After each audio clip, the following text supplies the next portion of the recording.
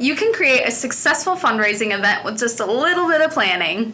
We're heading into the most significant fundraising period of the year, which happens to be the year end. This is the time of year where you can get people motivated to donate money to your fundraiser or your cause because people are feeling the most generous. Hi, I'm Christy with Funds2Orgs. And I'm Eric, hello. And today we're discussing 5 tips on how to create a successful fundraising event. Now, your fundraising event doesn't have to be some expensive gala. It could be as simple as a cornhole event or a bowling tournament. And be as creative as you can for these events. This is a really good time to tap into the generosity of people, especially because it's the end of the year. So without further ado, here are your 5 tips. Tip number 1, have a clear purpose, a budget, and a fundraising goal.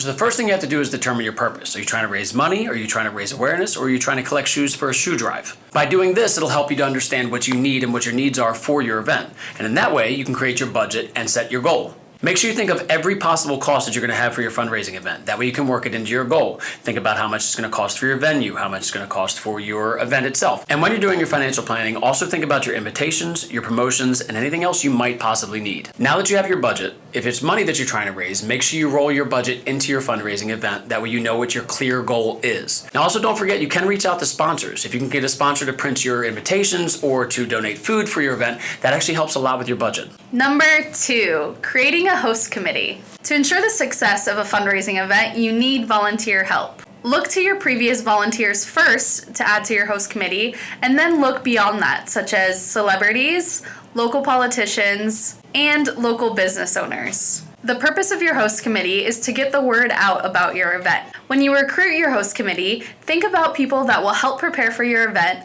as well as tap into their network of people to promote your fundraising event. Tip number 3, finding your target audience and marketing to them. Now that you got your host committee, make a list of the people you want to attend, and make sure you add to that list a list of high-level donors. Now, when you reach out to these people, remember that some people respond well to digital, some respond well to social media, and others respond well to printed media. You need to figure out the best way to reach your target audience. And don't forget, for larger events, for RSVP purposes, you might need to recruit a team of volunteers to answer emails and respond to phone calls. Number 4, set up and practice. Determine the program schedule of your fundraising event and make sure to leave time if you plan on having any speakers or video presentations. Planning is key for a successful fundraising event, so having a run-through of your event is beneficial for not only your volunteers, but also to create a stress-free environment. It's important that all volunteers are familiar with what they'll be handling at the event and where they'll be stationed. Tip number 5, thank you!